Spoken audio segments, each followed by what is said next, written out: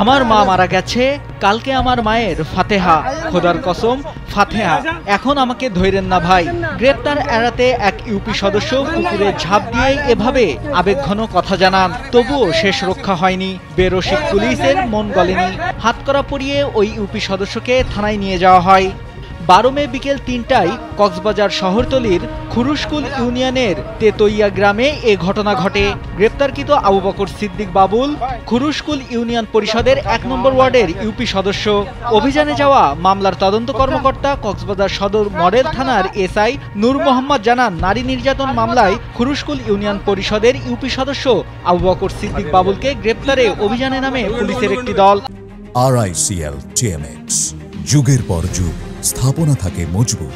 বিষয়টি টের পেয়ে ইউপি সদস্য বাবুল পাশের একটি পুকুরে ঝাঁপিয়ে পড়ে আত্মরক্ষার ব্যর্থ চেষ্টা চালায়। পরে সেখান থেকে পুলিশ তাকে তুলে গ্রেপ্তার করে থানায় নিয়ে আসে।